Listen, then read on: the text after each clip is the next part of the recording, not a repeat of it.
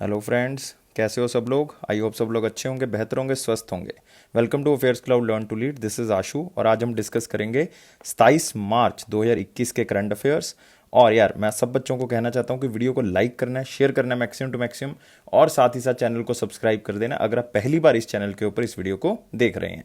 तो आप यहाँ पे दो बेस्ट इमेजेस देख रहे हो, लेकिन आज हम बहुत ही इंपॉर्टेंट करंट अफेयर्स को डिस्कस कर रहे हैं, तो वीडियो को बिल्कुल लास्ट तक देखना है। गाइस, आप हमारी एप्लीकेशन को डाउनलोड कर सकते हो। एप्लीकेशन का नाम क्या है? Careers cloud. और इसका लिंक आपको डिस्क्रिप्शन बॉक्स में मिल जाएगा, उससे आप इसको बिल्कुल आसानी से जो वो डाउनलोड कर सकते हो। और गाइस, जैसे ही आप इसको डाउनलोड करोगे, ओपन करोगे, तो ये फर्स्ट नंबर की विंडो आपके सामने ओपन होगी। इसमें आप अपनी ईमेल आईडी के थ्रू लॉगिन कर सकते हो। उसके बाद नेक्स्ट विंडो ओपन होगी और इस थंबनेल को आप देख रहे हो यहाँ पे, इस स्लाइड को यहाँ पे आप देख रहे हो, तो इसके थ्रू जो है जैसे ही आप इसके ऊपर क्लिक करोगे तो आप हमारी सब्सक्रिप्शन को बाय कर सकते हो। लेकिन यार आप क्यों बाय करेंगे उसको? आपको क्या फायदा मिलेगा? आपके करंट अफेयर किस तरह से हम स्ट्रॉन्ग करेंगे? तो आप यहाँ पे देख सकते हो, आपको मिलेंगे बहुत से करंट अफेयर्स। लाइक अगर आप देखोगे यहाँ पे daily current affairs, daily current affairs में आपको 3 तरह के सेक्शन मिलेंगे। एक में मिलेंगे आपको daily current affairs PDF format में, ताकि आप अच्छे से करंट अफेयर्स को पढ़ सको।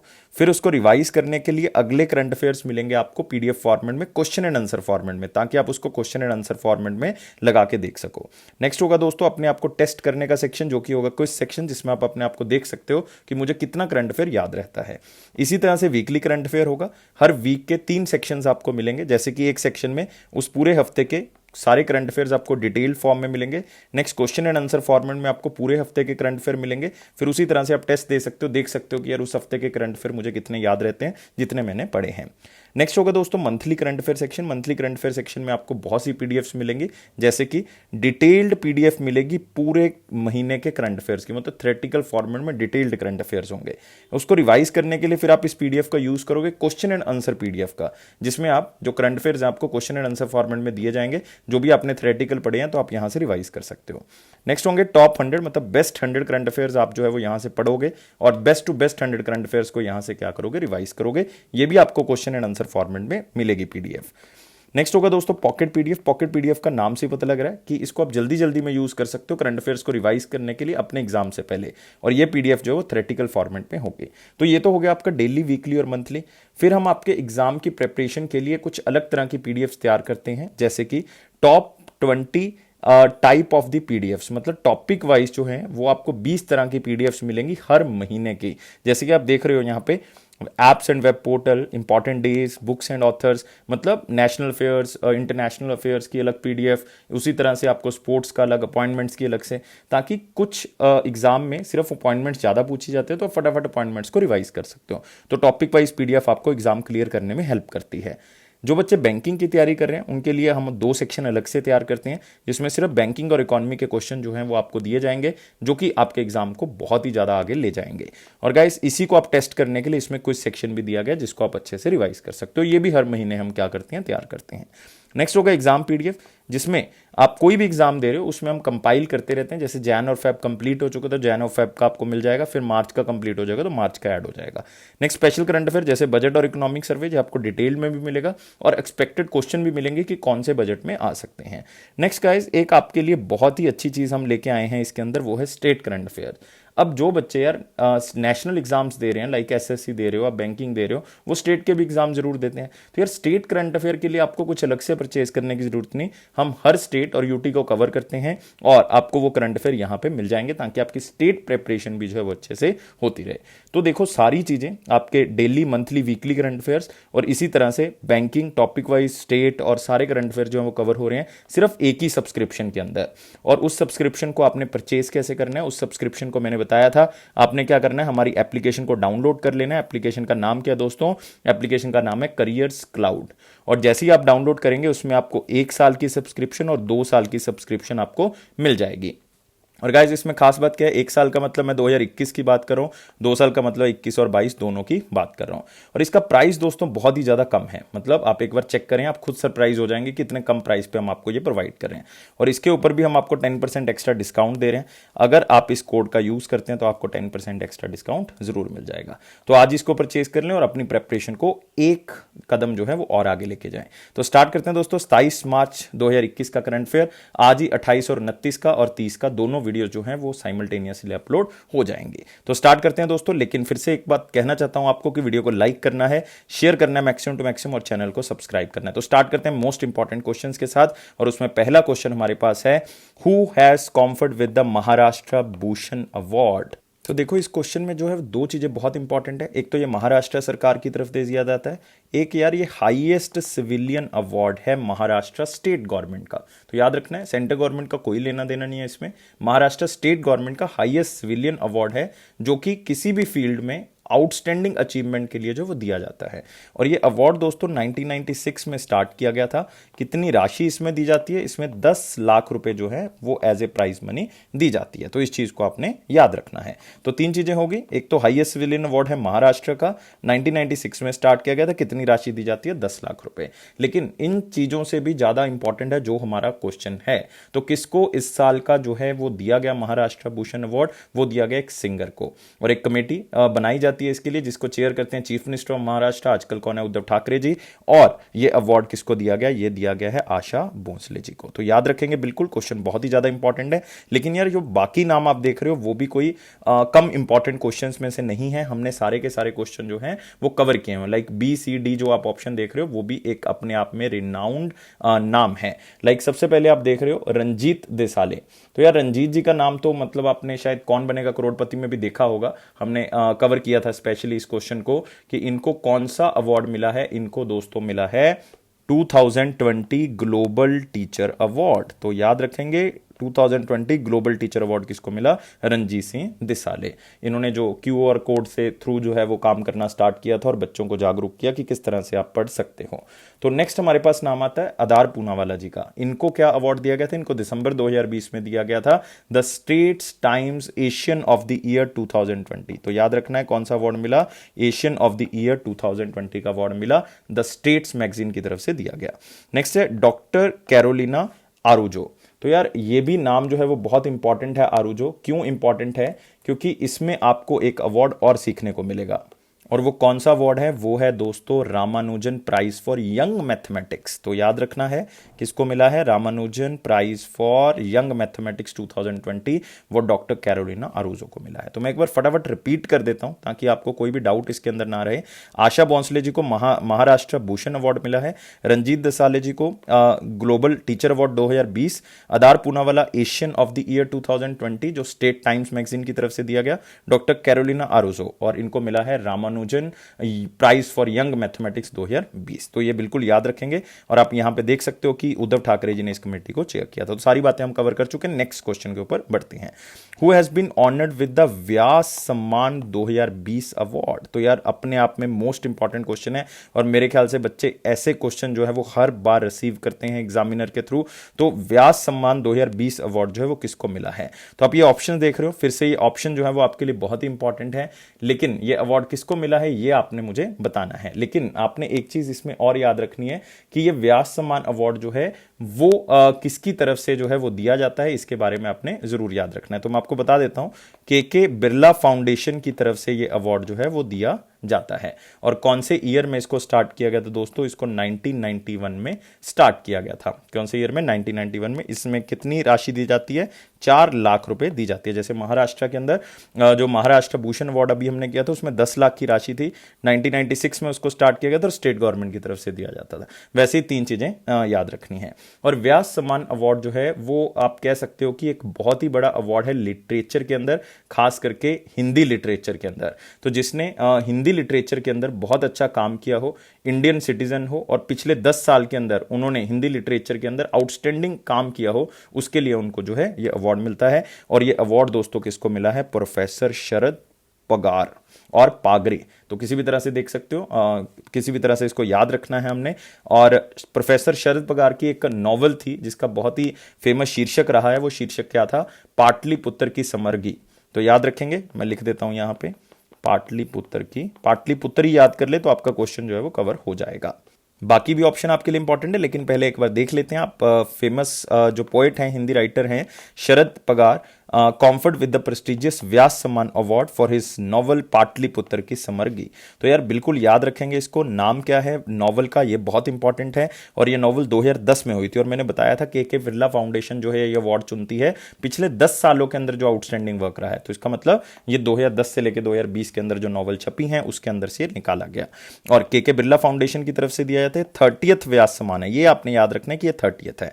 4 लाख रुपए की राशि दी जाती है, हम बात कर चुके हैं, और पिछले 10 साल का हिंदी लिटरेचर के अंदर काम देखा जाता है। तो ये सारी चीजें हम कवर कर चुके हैं, लेकिन यार बाकी भी ऑप्शन एक बार आप जरूर चेक कर लें। बाकी ऑप्शन के अंदर जैसे आप देख रहे हो, पहला नाम आपको दिख रहा है यहां पे अंजलि भारद्वाज जी का। अंजलि भारद्वाज ने कौन सा अवार्ड जीता है? Anti corruption champions award. तो याद रखना है international anti corruption champions award जो है वो इनको मिला है। नेक्स्ट एक नाम आपने सुना ही होगा, वाईएस जगन मोहन रेड्डी जी, जो कि आंध्र प्रदेश के आप कह सकते हो चीफ मिनिस्टर हैं और one of the famous chief minister. इनको मिला है Skoch chief minister of the year award. तो याद रखेंगे Skoch chief minister of the year award, most important question है। नेक्स्ट आता है रमेश पोखरियाल जी का नाम। तो यार रमेश पोखरियाल जी को रिसेंटली एक अवार्ड मिला था जनवरी 2021 में, और वो था साहित्य गौरव सम्मान अवार्ड। तो याद रखेंगे साहित्य गौरव सम्मान अवार्ड किसको मिला है? रमेश पोखरियाल जी को। तो कितनी चीजें आपको एक क्वेश्चन से पता लग सकती हैं वो आप यहां पे देख सकते हो। नेक्स्ट क्वेश्चन के ऊपर बढ़ते हैं। Which bank has been adjudged the India's best bank for small medium industries at the Asia Money Best Bank Awards 2021। तो कौन से बैंक को बेस्ट बैंक का अवार्ड मिला है, खास करके उद्योगीकरण के लिए, उद्योगों को लोन देने के लिए, मतलब मैं बात कर रहा हूं स्मॉल मीडियम इंडस्ट्रीज के लिए। और ये जज किसने किया है, ये आपने बताना है कि किस बैंक को ये अवार्ड मिला है, और ये किसकी तरफ से मिला है? Asia money best bank awards 2021 की तरफ से ये अवार्ड दिया गया है। तो फटाफट बताएंगे दोस्तों इसका आंसर क्या होना चाहिए। और बहुत ही इंपॉर्टेंट बैंक है, और खास करके अगर मैं आपको एक हिंट देता हूं तो बैंक दोस्तों कहां से बिलोंग करता है? वो एक प्राइवेट सेक्टर बैंक है। तो आंसर क्या होगा इसका? बी आंसर होगा, एचडीएफसी बैंक होगा, जिसको बेस्ट बैंक कहा गया for the small and medium enterprises के लिए। याद कर लें, खास करके जो बैंक से मतलब बैंकिंग एस्पिरेंट्स हैं उनके लिए क्वेश्चन बहुत ही ज्यादा इंपॉर्टेंट है। HDFC bank India's best SME bank, Asia money best bank award 2021। तो आप यहां पे देख सकते हो यार, बेस्ट डोमेस्टिक बैंक का अवार्ड जो मिला है डोमेस्टिक बैंक, तो वो आएगा कोटक महिंद्रा बैंक। ये आपने याद रखनी है चीजें। Best corporate and investment bank 2021 वो मिला है कोटक महिंद्रा बैंक अगेन, लेकिन दोनों में ज्यादा इंपॉर्टेंट कौन सा है? ये फर्स्ट वाला जो है वो ज्यादा इंपॉर्टेंट है। नेक्स्ट बेस्ट इंटरनेशनल बैंक, तो वो है डीबीएस बैंक, मतलब मैं बात कर रहा हूं डेवलपमेंटल बैंक ऑफ सिंगापुर की। तो best international bank DBS bank. Best digital bank दोस्तों वो है एक्सिस बैंक। तो best bank for corporate social responsibility वो आरबीएल बैंक है। तो इसको एक बार जरूर स्क्रीनशॉट ले लें, चाहे इसको लिख लें। याद क्या रखना है इसमें? पहला best domestic bank, best international bank, best digital bank, ये 3 चीजें आपने याद रखनी है। और बेस्ट बैंक एसएमईज के लिए मैं बता ही चुका हूं कौन सा है, वो एचडीएफसी। और मेरे ख्याल से एचडीएफसी के बारे में बच्चों को बताने की कोई ज्यादा जरूरत है नहीं, उनको पता है कि एचडीएफसी बैंक 1994 में जो है वो बनाया गया था। इसका हेडक्वार्टर मुंबई महाराष्ट्र है। टैगलाइन है वी अंडरस्टैंड योर वर्ल्ड, और एमडी और सीईओ कौन है? शशिधर जगदीशन। नेक्स्ट क्वेश्चन के ऊपर बढ़ते हैं। नेक्स्ट क्वेश्चन है which small finance bank was awarded with great place to work by great place to work institute. तो एक बहुत ही सिंपल सा क्वेश्चन है कि great place of work institute है जिसकी तरफ से एक अवार्ड दिया गया, वो अवार्ड कौन सा है? कि उस ऑर्गेनाइजेशन के अंदर जो है वो काम करना बहुत ही अच्छा एक्सपीरियंस है, मतलब उसके अंदर काम करना जो है वो एक अलग तरह का एक्सपीरियंस आपको देता है, मतलब ट्रस्टवर्थी है, परफॉर्मेंस कल्चर है, आपको जो है वो फ्रेंडली बिहेवियर में रखा जाता है, तो अलग अलग चीजें जो है वो वहां पे मिलती हैं। तो ग्रेट प्लेस टू वर्क का स्मॉल फाइनेंस बैंक का ये अवार्ड जो है वो किसके पास जाता है? वो जाता है सी ऑप्शन के साथ, मतलब ईएसएफ स्मॉल फाइनेंस बैंक को ये अवार्ड मिलता है। दोस्तों याद रखना है, शायद आपने इस बैंक के बारे में ना सुना हो, लेकिन हमने इस क्वेश्चन को याद रखना है कि सबसे अच्छा एक्सपीरियंस जो एम्प्लॉइज का रहा है काम करने का, वो इस स्मॉल फाइनेंस बैंक में रहा है, जिसका नाम है ईएसएफ। आप कह सकते हो ये स्मॉल फाइनेंस बैंक का हेडक्वार्टर आपको पता होना चाहिए। तो हेडक्वार्टर कहां पे दोस्तों? केरला के अंदर है। कहां पे है? केरला के अंदर। तो आप यहां पे देख सकते हो कि अवार्ड को प्रेजेंट किया गया एक सर्वे के थ्रू, जिसमें थर्ड पार्टी सर्वे करवाया गया था, जिससे ये देखा गया कि वहां पे जो काम करने वाले एम्प्लॉइज हैं वो किस तरह से इसको जांचते हैं। एमडी और सीईओ कौन है? के पॉल थॉमस। लेकिन आपने याद नहीं रखना नाम, आपने हेडक्वार्टर जरूर याद कर लेना। हेडक्वार्टर क्या होगा? केरला होगा। और क्वेश्चन को बिल्कुल वैसे ही याद करने जैसा स्लाइड में, इसके बिना ये क्वेश्चन नहीं बन सकता।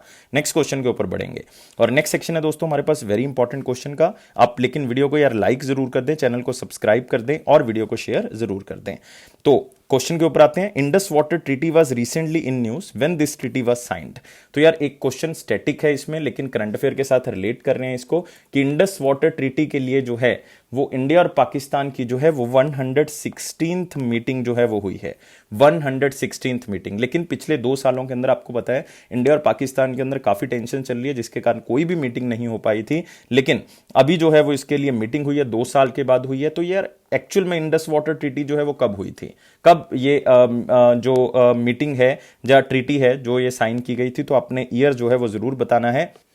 तो आपको ऑप्शंस गलत दिख रहे थे, तो अब आपको ऑप्शंस जो है वो सही दिख रहे हैं। पहले जो है वो ऑप्शंस सही नहीं थे, लेकिन अब आप इसमें देख सकते हो कि यार क्या आंसर होगा।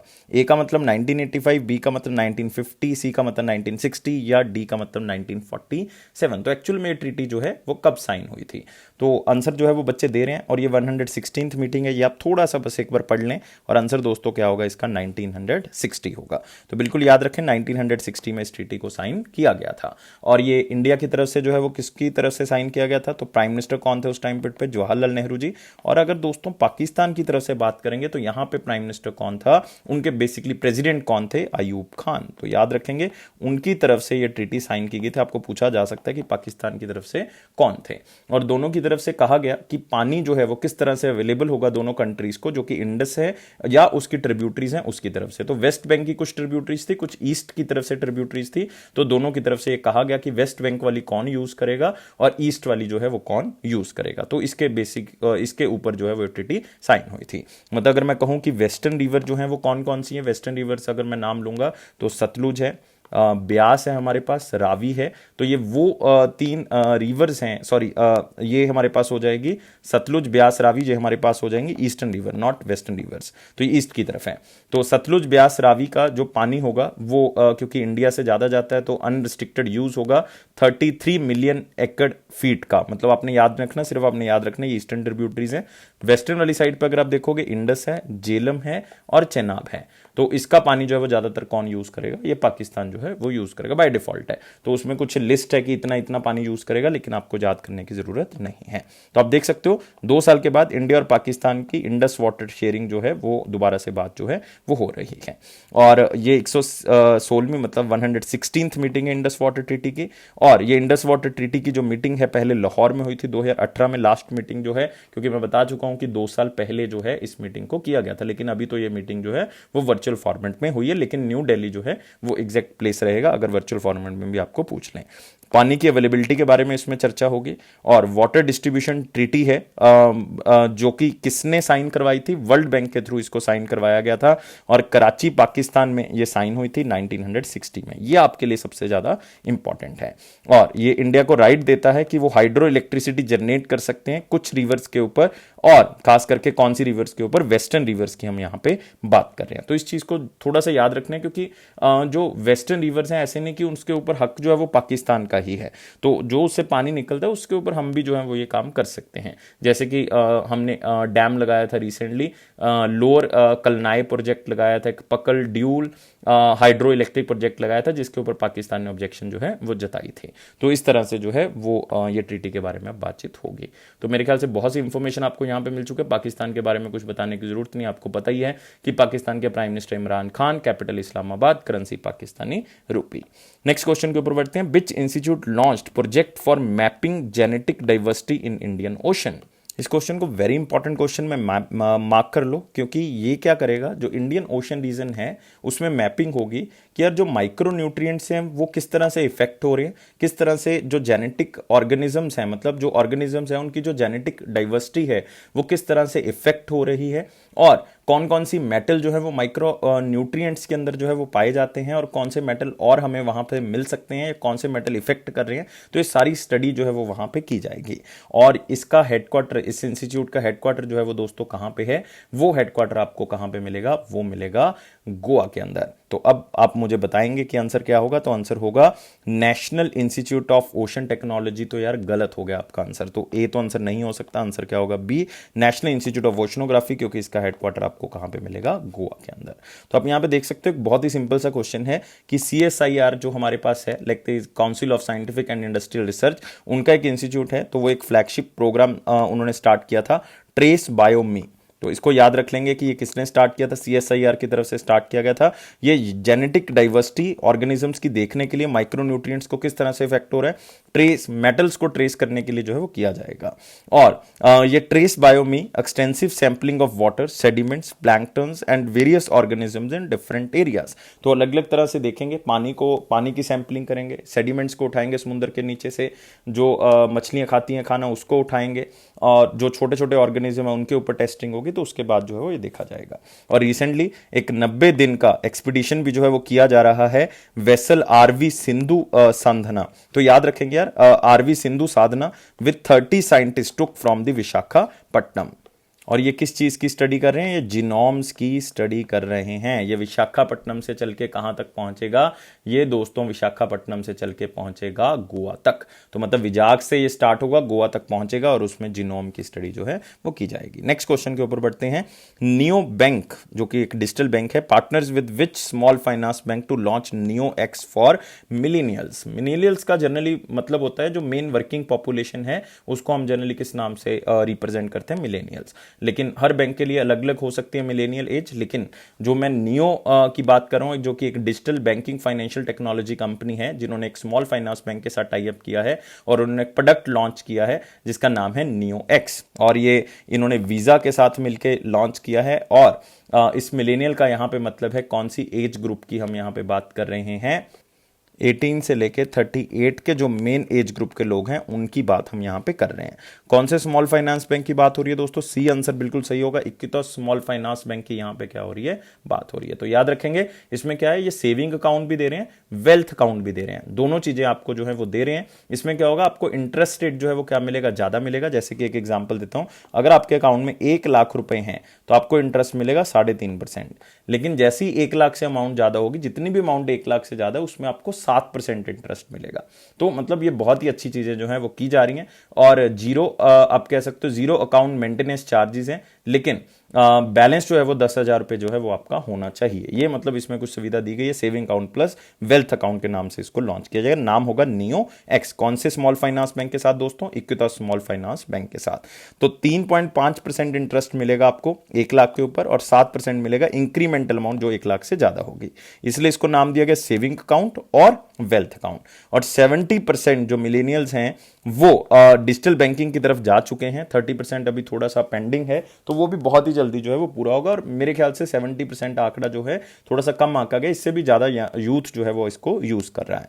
और नियो जो है वो रिसेंटली लॉन्च करेगा डोमेस्टिक और international stocks on the platform, ताकि आप वहीं पे जो है वो अपना जो अकाउंट है डीमैट अकाउंट के थ्रू जो है वो वहां पे परचेज कर सकते हो। इवन एसबीआई का इंटरेस्ट रेट बहुत कम है, ऑलमोस्ट जो है वो 2.70% के आसपास है, ये 7% के आसपास दे रहे हैं। तो ये बहुत ही बड़ी बात है जो ये लॉन्च कर रहे हैं।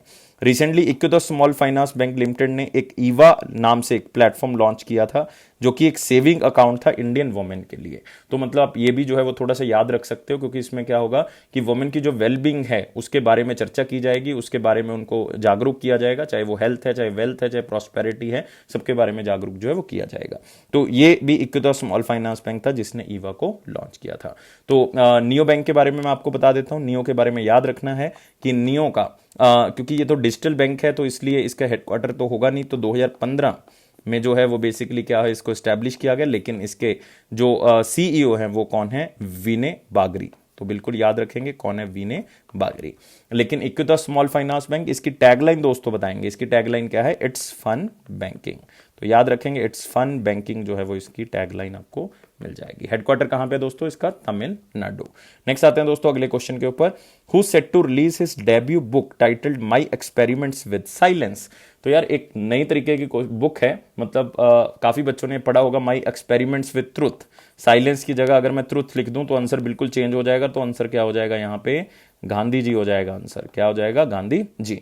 माई experiments with truth Gandhi ji की जो है बेसिकली क्या है, गांधी जी की जो है वो ऑटोबायोग्राफी है। लेकिन यहाँ पे हम बात कर रहे हैं माई एक्सपेरिमेंट्स विद साइलेंस, और वो जो पर्सन है वो बॉलीवुड से बिलोंग करते हैं। तो इसका मतलब मैं यहाँ पे 2 नाम जो है वो काट देता हूँ। बेसिकली एक नाम जो है वो मैं काट देता हूँ यहाँ पे, वो कौन है, यहाँ पे होगा राम माधव। तो इनका काट देता हूँ क्योंकि यार ये तो बीजेपी से हैं, तो इनका नाम मैं काट देता हूँ। तो बाकी आपके पास बचे हैं समीर सोनी, ये सन नहीं है, इनका नाम क्या है, समीर सोनी। तो मैं यहाँ पे इसको ठीक कर देता हूँ। समीर सोनी जो है वो यहाँ पे आप कर लें। तो आंसर जो है वो क्या होगा, फटाफट बताएंगे यार, सारे बच्चों ने आंसर बताना है, जितने भी बैठे हुए हैं, जितने भी बच्चे बैठे हुए हैं सब बताएंगे यार क्या आंसर इसका होना चाहिए, फटाफट। तो आंसर दोस्तों क्या होगा, यही होगा जिसको मैंने ठीक किया है, आंसर क्या होगा, समीर सोनी। तो जो आप प्रियंका चोपड़ा जोनस देख रहे हो, राम माधव देख रहे हो, कबीर बेदी देख रहे हो, इन्होंने भी रिसेंटली जो है वो बुक्स लॉन्च की हैं, तो वो भी मैं आपको बताऊंगा, लेकिन एक बार आप यहाँ पे देख लें, the actor Sameer Soni to pen book titles my experiments with silence on anxiety self discovery. मतलब उन्होंने बताया कि किस तरह से कोविड के दौरान जो है वो क्या क्या चीज़ें हुई हैं, और किस तरह से जो है वो उन्होंने दिल्ली के अंदर जो है वो अपनी लाइफ को गुजारा, वॉल स्ट्रीट के बारे में, बॉलीवुड के बारे में। तो ये सारी चीज़ें जो है वो उन्होंने यहाँ पे बताई हुई हैं, और किस तरह से वो चुप रहे और किस तरह से सारी चीज़ें उन्होंने सीखते चले गए और उन्होंने उसको स्टोरी की फॉर्म में कन्वर्ट किया है। तो समीर सोनी शायद आप पिक्चर से जो है उनको पहचान गए होंगे, अगर आपने नाम जो है वो नहीं सुना होगा। शायद मैं आपको एक आधी मूवी उनकी बता देता हूँ, बागवान के लिए, मतलब बागवान मूवी जिसमें अमिताभ बच्चन जी का बहुत ही फेमस रोल रहा, तो उसमें इनका जो है वो रोल बहुत ही शानदार जो है वो माना गया। तो मेरे ख्याल से अब आपको याद आ गया होगा। अब आते हैं बाकी बुक्स के ऊपर। यार ये बुक की लिस्ट जो है वो बहुत ही इंपॉर्टेंट है, तो इसको जरूर याद रख लेना आपने। बुक्स के नाम जो है वो बहुत इंपॉर्टेंट है, और इसमें सबसे पहला नाम जो है वो आपको कौन सा मिलेगा, वो मिलेगा आपको यहाँ पे प्रियंका चोपड़ा जोनस का। तो यार प्रियंका चोपड़ा जोनस तो लिखेंगे साथ में, इन्होंने एक बुक लिखी है रिसेंटली, मेमोरी बेस्ड बुक है उनकी, अपनी लाइफ के बारे में बताती है, और बुक का नाम है अनफिनिश्ड। तो बिल्कुल याद रखेंगे। समीर सोनी जी का हो चुका है। राम माधव जी, जो कि आपको पता है कि यार बीजेपी के बहुत ही फेमस है, लाइक आरएसएस से जुड़े हुए हैं, बिकॉज इंडिया कम्स फर्स्ट, तो याद रखना है बिकॉज इंडिया कम्स फर्स्ट, ये उनकी क्या है, बुक है। नेक्स्ट आते हैं कबीर बेदी। तो मैंने रिसेंटली ये क्वेश्चन कवर किया था, इन्होंने बुक लिखी थी stories I must tell the journey of an actor. याद रखना है, stories I must tell the journey of an actor. तो ये बुक जो है वो इन्होंने लिखी थी। तो बिल्कुल मेरे ख्याल से कोई भी प्रॉब्लम आपको नहीं होगी, और सारे के सारे आंसर जो है वो आपको पता लग गए होंगे। नेक्स्ट क्वेश्चन के ऊपर बढ़ सकते हैं। Consulate general of India in South Africa partner with which state to boost post कोविड-19 टूरिज्म इन इंडिया। तो यार consulate general of India in South Africa, South Africa का जो काउंसलेट जनरल ऑफ इंडिया है वो जो है वो पार्टनरशिप कर रहे हैं एक स्टेट के साथ, ताकि वो कोविड-19 के बाद जो है वो टूरिज्म को क्या कर सके, प्रमोट कर सके, पर्टिकुलरली उस स्टेट के अंदर, ना कि पूरे इंडिया के अंदर, पर्टिकुलर उस स्टेट के अंदर। तो फटाफट बताएंगे मैं यहाँ पे कौन सी स्टेट की बात कर रहा हूं। तो यार ये आंसर जो है वो क्या होगा, आंसर होगा यहाँ पे उत्तर प्रदेश। तो उत्तर प्रदेश दोस्तों बिल्कुल याद रखेंगे। यहाँ पे आपको मिलेगा कौन सा, दुधवा नेशनल पार्क। यहाँ के चीफ मिनिस्टर मिलेंगे योगी आदित्यनाथ जी, यहाँ के गवर्नर मिलेंगी आनंदी बेन पटेल। तो ये सारी चीजें आपको याद होनी चाहिए, मेरे ख्याल से कोई भी दिक्कत इसमें नहीं होगी। तो इन्होंने एक मीटिंग रखी थी जिसका टाइटल क्या था, post Covid tourism in India. तो वो इसलिए ताकि हम टूरिज्म को किस तरह से प्रमोट करेंगे उसके बारे में जो है वो बात हो रही है। और इंडियन काउंसिल जनरल जो है वो कौन है साउथ अफ्रीका के अंदर, वो है अंजू रंजन। कौन है, अंजू रंजन। नाम मैं इसलिए नहीं बता रहा कि आपने याद रखना है, मतलब आपको थोड़ा सा ये पता होना चाहिए कि काउंसलेट जनरल जो है वो हमारा वहां पे बैठा हुआ है, जो कि इस बारे में बात कर रहा है कि हमने टूरिज्म को प्रमोट करना है। कौन सी स्टेट के अंदर, हमने बात कर रहे हैं उत्तर प्रदेश की, और उत्तर प्रदेश के बारे में बात हो चुकी है। प्रेसिडेंट जो है वो कौन है, वो है कायरल रामाफोसा। करेंसी जो है वो साउथ अफ्रीकन रैंड है, आपको पता है साउथ अफ्रीका की। और साथ ही साथ कैपिटल जो है वो 3 है दोस्तों, ये बच्चे जो है वो कंफ्यूज हो जाते हैं। और 3 कैपिटल का मतलब है, एक एग्जेक्टिव है, एक जो है वो जुडिशरी है, मतलब जुडिशियल कैपिटल है, एक जो है वो लेजिस्लेचर कैपिटल। लेजिस्लेचर तो मेरे ख्याल से सारे बच्चों को पता होगा, केप टाउन होगी। क्या होगी, केप टाउन। और एग्जीक्यूटिव भी सारे बच्चों को पता होगा, प्रेटोरिया होगी। तो बस 2 ही याद कर लें, बाकी 2 याद करने के, अगर तीसरी आ गई तो वो जोहानिसबर्ग होगी, लेकिन फिर भी मैं आपको बता देता हूं उसका नाम क्या है, ब्लोम फॉन्टेन, BLOEMFONTEIN। चाहे ओनली ब्लोम याद कर लें फिर भी आपका आंसर क्लियर हो जाएगा। तो एग्जेक्टिव, जुडिशरी और लेजिस्लेचर ये आपने भूलना नहीं है। नेक्स्ट क्वेश्चन के ऊपर बढ़ सकते हैं, और यहां पे देख सकते हो Indian consulate general in South Africa कौन है, अंजू रंजन। उन्होंने पार्टनरशिप की है उत्तर प्रदेश के साथ कि हम आपके टूरिज्म को आगे बढ़ाएंगे। तो इस मीटिंग का पूरा नाम क्या था, पोस्ट कोविड-19 tourism in India. Next question के ऊपर बढ़ते हैं। विच बैंक एंड शिरोज, याद रखना है Sheroes, launched ascend plus an accelerated program to support women entrepreneurs. तो फिर से एक प्रोग्राम स्टार्ट हुआ है किसके लिए, वुमेन एंटरप्रेन्योर्स के लिए। और इसका मेन लक्ष्य दोस्तों क्या है, मेन लक्ष्य है कि हमने वुमेन एम्पावरमेंट को आगे बढ़ाना है। फिर से बात हो रही है यहाँ पे एक्सेलेरेटर प्रोग्राम की, मतलब जो भी स्टार्टअप्स हैं जो ऑलरेडी बिजनेस में आ चुकी हैं वुमेन, तो उनको हर तरह की प्रॉब्लम को जो है वो दूर करना, लाइक फाइनेंशियल मैनेजमेंट है, उनको लीगल कोई एडवाइस चाहिए, कोई मार्केटिंग की हेल्प चाहिए, लीडरशिप के अंदर कोई हेल्प चाहिए, तो ये सारी चीजें जो है वो ये प्रोवाइड की जाएंगी। किसके द्वारा, शीरोज के द्वारा। कौन से बैंक के साथ टाई अप किया है इन्होंने दोस्तों, येस बैंक के साथ टाई अप किया है। और येस बैंक के आपको एमडी और सीईओ पता है दोस्तों कौन है, वो है प्रशांत कुमार। और येस बैंक कब बना था, 2004 में इसको बनाया गया था। हेडक्वार्टर इसका आपको पता ही है कि कहां पे है, मुंबई के अंदर है। और दोस्तों इसकी टैगलाइन क्या है, एक्सपीरियंस आर एक्सपर्टीज। तो बिल्कुल याद रहेगा, एक्सपीरियंस आर एक्सपर्टीज। तो ये सारी चीजें स्टार्ट की गई हैं येस बैंक की तरफ से शिरोज के साथ मिलके। और शिरोज क्या है, वुमेन लेड सोशल नेटवर्क है।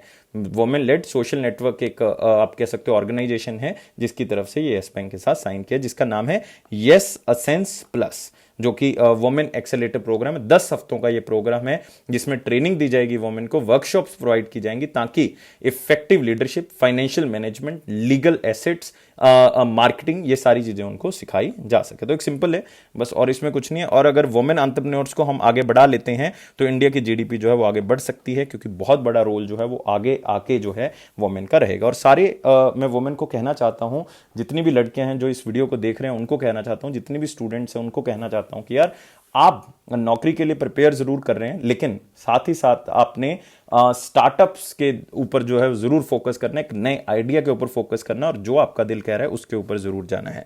और ये 10 हफ्तों का ये प्रोग्राम है। और यस बैंक ने recently Aditya Birla wellness private limited के साथ भी एक टाई अप किया था, जिसमें स्टार्ट किया था यस बैंक वेलनेस प्रोग्राम और yes bank wellness plus credit cards. और ये 2 को ब्रांडेड क्रेडिट कार्ड्स उन्हें लॉन्च किए थे specially for the women. Next question के ऊपर आते हैं। नेक्स्ट क्वेश्चन है, India finished at dash position in the 2021 World Shooting Para Sport World Cup held at the AI in UAE। तो सबसे पहले तो आपने याद रखना है कि वर्ल्ड शूटिंग पैरास्पोर्ट वर्ल्ड कप जो है वो कहां पे हुआ है, वो यूनाइटेड अरब एमिरेट्स में हुआ है। जगह है अल इन। आपको जगह नहीं पूछेंगे, आपको कंट्री पूछेंगे, तो कंट्री का नाम दोस्तों क्या है, यूनाइटेड अरब एमिरेट्स है। और इंडिया की पोजीशन क्या है इसके अंदर, और ये याद रखना है वर्ल्ड शूटिंग पैरास्पोर्ट वर्ल्ड कप की हम बात करें तो क्वेश्चन यहां पे आ सकता है। इंडिया ने इसमें 2 गोल्ड मेडल्स जीते हैं, 1 सिल्वर मेडल जीता है, 4 जो है वो ब्रॉन्ज मेडल जीते हैं। तो ये 3 चीजें जो है वो इंडिया की तरफ से, मतलब ये अलग अलग लिस्ट जो है वो जारी की गई है, और 7 मेडल ये टोटल हो जाते हैं। और 2 गोल्ड किसने जीते हैं ये भी मैं आपको बताऊंगा, लेकिन उससे पहले आप मुझे बताएंगे कि ये शूटिंग पैरा वर्ल्ड कप जो है वो इंडिया ने कौन सा स्थान हासिल किया। इंडिया ने तीसरा स्थान हासिल किया 7 मेडल्स के साथ। पहला स्थान जो है वो दोस्तों कौन सी कंट्री का है, तो कौन सी कंट्री इसको होस्ट कर रही है, वो पहले स्थान पे नहीं है, वो दूसरे स्थान पे, मतलब दूसरे स्थान पे यूएई होगा। पहले स्थान पे दोस्तों कौन है, यूक्रेन है। तो याद रखेंगे पहले स्थान पे कौन सी कंट्री है, यूक्रेन है।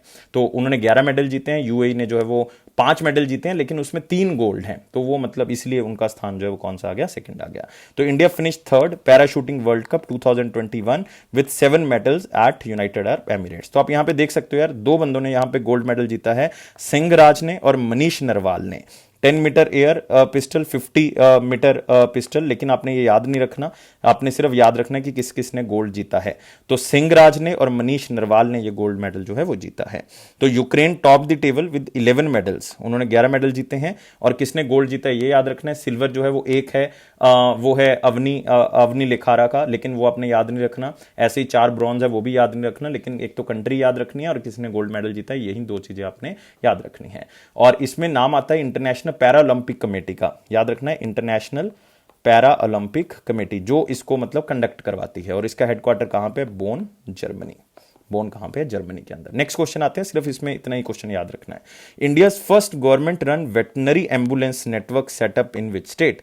पहला है जो गवर्नमेंट रन वेटनरी एम्बुलेंस होगी, और ये कौन सी स्टेट में स्टार्ट की गई है। तो फटाफट बताएंगे दोस्तों कौन सी स्टेट की यहां पे बात हो रही है, और ये एक मोबाइल एम्बुलेंस है जो कि आप कह सकते हो कि एप्लीकेशन के थ्रू भी जो है वो काम करती है। और इसमें एक वेटनरी डॉक्टर होगा, एक पैरा वेटनरी वर्कर होगा, और ये एम्बुलेंस जो है वो मोबाइल एम्बुलेंस के तौर पे काम करेगी। इसके लिए ऐप भी जो है वो लॉन्च की जा रही है आंध्र प्रदेश गवर्नमेंट की तरफ से। अभी स्टार्ट नहीं हुआ, लेकिन रिसेंटली ये जो है वो स्टार्ट वर्चुअली जो है वो कर चुके हैं, लेकिन एक्चुअल में एप्लीकेशन के थ्रू ये स्टार्ट नहीं हो। तो आंसर दोस्तों इसका क्या होगा? आंसर होगा इसका आंध्र प्रदेश। तो बिल्कुल याद रखेंगे, आंसर क्या होगा इसका? आंध्र प्रदेश। तो आप यहां पे देख सकते हैं, Andhra Pradesh government is planning to set up India's first government run mobile ambulance veterinary clinic network in the state. तो एक जगह से दूसरी जगह पे जाके जो है वो जा सकते हैं। मोबाइल एम्बुलेंस है ये, और इसके लिए एक एप्लीकेशन भी लॉन्च की जाएगी जिसके थ्रू आप उसी टाइम पीरियड पे टाई अप इससे कर सकते हो।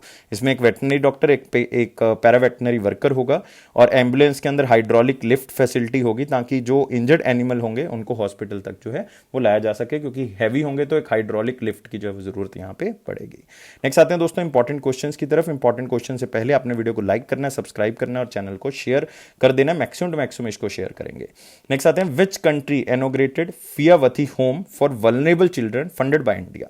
तो यार इंडिया ने पैसा दिया था, जो उनके बच्चों के जो घर थे वो बेसिकली आप कह सकते हो कि फ्लड्स के कारण या वहां की फाइनेंशियल कंडीशन के कारण जो है वो खत्म हो रहे थे, तो उसको दोबारा से जो है वो रिकंस्ट्रक्ट किया गया। उसके ऊपर इंडिया ने पैसा जो है वो फंड किया था और उस कंट्री ने उसको बनाया है। तो आप बताएंगे कौन सी कंट्री की यहां पे बात हो रही है जिसने फियावथी होम्स जो है वो वल्नरेबल चिल्ड्रन के लिए इस प्रोजेक्ट को बनाया। और इस प्रोजेक्ट का पूरा नाम था फियावथी रेनोवेशन प्रोजेक्ट। और रेनोवेशन मतलब वो ऑलरेडी बने हुए थे लेकिन उसको रेनोवेट किया गया है। और कंट्री कौन सी है दोस्तों? मालदीव्स है। तो आप यहां पे देख सकते हो, Maldives launched Fiyavathi renovation project backed by India. तो सिंपल क्वेश्चन है, इसमें और कुछ याद करने की जरूरत नहीं है। और ये ministry of gender, family and social services Maldives की तरफ से उन्होंने इसको इनॉग्रेट किया। और ये एग्जैक्टली कौन सी प्लेस पे है, कौन सी जगह पे है? हुल हुमाले। तो ये कहां पे है? मालदीव्स के अंदर। और इससे क्या होगा, जो बच्चे हैं वो वहां पे रह सकते हैं, खास करके जो आप कह सकते हो कि वल्नरेबल चिल्ड्रन हैं, उनको एक जगह मिल जाएगी रहने की, वहां पे वो डेवलप हो सकते हैं। और इसमें 110 बच्चे जो है, उससे भी ज्यादा बच्चे जो है वो इसमें जगह मिलेगी उनको। तो इंडिया जो है वो ऑलरेडी 200 मिलियन मालदीवियन रुपी जो है वो प्रोवाइड कर चुका है, मालदीवियन रुपया जो है वो प्रोवाइड कर चुका है। उसमें से ही 1.9 मिलियन जो है वो इसके ऊपर खर्च किए गए हैं। तो इंडिया बहुत ही सोशल असिस्टेंस कर रहा है। साउथ अफ्रीका के अंदर आपने देखा हम करते हैं क्वेश्चन, नेपाल के अंदर आप देखते हो हम क्वेश्चन करते हैं। आपने मालदीव्स के साथ मेडागास्कर देखा होगा, मेडागास्कर को हम हेल्प करते हैं। और भी बहुत सी कंट्रीज हैं जिसको इंडिया फंड करता है अलग अलग चीजों को बनाने में, खास करके इंफ्रास्ट्रक्चर को। नेक्स्ट क्वेश्चन है इंपॉर्टेंट क्वेश्चन में, which minister launched a mobile application of investors education and protection fund authority for digitally empowered India. तो सिंपल है, डिजिटली एम्पावर्ड इंडिया तभी होगा जब उनको क्या होगी? नॉलेज होगी। नॉलेज तभी मिलेगी जब हम उनको जागरूक कराएंगे। मतलब फाइनेंशियल लिटरेसी प्रोवाइड करने के लिए, इन्वेस्टर्स को अवेयर करने के लिए, एजुकेशन प्रोवाइड करने के लिए इन्वेस्टर्स को भी और लोगों को भी रूरल और अर्बन लेवल पे इस ऐप को लॉन्च किया गया है। और इस ऐप को जो है वो किसने लॉन्च किया है? तो बाय डिफॉल्ट ये आता है union ministry of finance and corporate affairs. मतलब मैं यहां पे बात कर रहा हूं किसकी? निर्मला सीतारमण जी की। तो आप यहां पे देख सकते हैं, finance minister Nirmala Sitharaman ji launch central security center IPFA mobile application. इस एप्लीकेशन को आपने जरूर याद रखना है। ये अवेयरनेस क्रिएट करेगी इन्वेस्टर्स के बीच में, फाइनेंशियल लिटरेसी पैदा करेगी, एजुकेशन और protection among investors in the both rural and urban areas. और ये जो हमारे पास हम कह सकते हैं ये CSC मतलब ये सेंट्रल सिक्योरिटी सेंटर जो है वो लॉन्च किए गए हैं ताकि मिनिस्ट्री ऑफ कॉर्पोरेट अफेयर्स के जो भी हम कह सकते हैं कि पूरा का पूरा काम है, जो भी डाटा क्वालिटी है वो जो है वो अच्छे से क्या हो सके? स्टैब्लिश हो सके। तो ये डाटा क्वालिटी के लिए इसको स्टैब्लिश किया गया है। तो सिंपल सा क्वेश्चन है, सिर्फ जितना मैंने क्वेश्चन में लिखा है उतना ही याद कर लें। इतना ज्यादा इंपॉर्टेंट तो नहीं कहूंगा, इसलिए हम इसको बिल्कुल लास्ट में जो है क्वेश्चन को कर रहे हैं। लेकिन मिनिस्ट्री ऑफ कॉर्पोरेट अफेयर में बता चुका हूं निर्मला सीतारमण जी के अंदर आती है, जो कि राज्यसभा से मेंबर ऑफ पार्लियामेंट है, जो कि कर्नाटका से आती हैं। और मिनिस्टर ऑफ स्टेट कौन है? अनुराग ठाकुर। और आपने याद रखना है कि इनकी लोकसभा कॉन्स्टिट्यूएंसी कौन सी है? हमीरपुर। तो ये मैंने आपको पहले भी बताया था, जब मैंने आपको बताया था कि टेरिटोरियल आर्मी के अंदर सबसे प्रेजेंट जो MP हैं वो कौन है जिनको ये रैंक जो है वो दिया गया, तो जिनको कैप्टन का रैंक दिया गया, तो वो कौन है हमारे पास? अनुराग ठाकुर। तो नेक्स्ट आते हैं हम दोस्तों वन लाइनर पॉइंट्स के ऊपर। वन लाइनर पॉइंट में पहला पॉइंट है book title Indians a brief history of civilisation authored by Namit Arora. तो सिर्फ यहां पे नाम क्या याद करना है, याद भी नहीं करना, सिर्फ पढ़ना है कि नमित अरोड़ा ने एक बुक लिखी है जिसका नाम है Indians a brief history of civilization. इसमें आप कह सकते हो हमारे धोलावीरा के बारे में, इसमें नागार्जुन कोंडा, नालंदा के बारे में, खुजराहो टेम्पल्स के बारे में, हम्पी टेम्पल्स, वाराणसी के बारे में। तो मतलब जो बिफोर क्राइस्ट जो चीजें हुई हैं, बिफोर कॉमन एरा जो चीजें हुई हैं उसके बारे में इसमें जिक्र किया गया है। तो सिंपल याद करना है नमित अरोड़ा का नाम। Next Moudud Ahmed former prime minister of Bangladesh dies at the age of 80। सिर्फ यहां पे याद क्या रखना है कि मौदूद जो अहमद हैं वो कौन सी कंट्री के प्राइम मिनिस्टर रहे थे। तो ये आप थोड़ा सा याद कर सकते हो, वो प्राइम मिनिस्टर ऑफ बांग्लादेश रहे हैं 1988 से लेके 89 तक। तो सिर्फ इतना का याद रखना है कौन सी कंट्री से बिलोंग करते हैं, वो बांग्लादेश से बिलोंग करते हैं। वाइस प्रेसिडेंट भी रह चुके हैं बांग्लादेश के, प्राइम मिनिस्टर भी, डिप्टी प्राइम मिनिस्टर भी रह सकते हैं, मिनिस्टर ऑफ लॉ भी रह चुके हैं। तो मतलब इतनी सारी पोजीशंस के ऊपर वो रह चुके हैं, तो इसलिए आपने जरूर याद रखना है कि नाम जो है वो उनका क्या है, मौदूद अहमद। तो ये याद रखेंगे। Next, African elephants list under IUCN red list as endangered and critically endangered. तो दो अफ्रीकन एलिफेंट्स बेसिकली, एक आप कह सकते हो अफ्रीकन फॉरेस्ट एलिफेंट, उसको स्टेटस दिया गया क्रिटिकली इंडेंजर्ड का। क्या नाम दिया गया? क्रिटिकली इंडेंजर्ड का। और जो इंडेंजर्ड है वो है अफ्रीकन सवाना एलिफेंट। तो ये दो तरह के एलिफेंट्स को उन्होंने ये स्टेटस जो है वो दिया है और अफ्रीका के अंदर पाए जाते हैं। तो ऑलमोस्ट जो है वो 4,15,000 अफ्रीकन एलिफेंट्स जो है वो अभी हैं, लेकिन इनकी जो तादाद है वो कम होती जा रही है लगातार। तो इसलिए इनको जो है वो IUCN की क्रिटिकली इंडेंजर्ड लिस्ट में जो है वो डाला गया है। तो सिंपली याद रखना है और कुछ इसमें याद रखने वाली बात नहीं है। Next, standard and poor raised India's GDP forecast to 11% from 10%।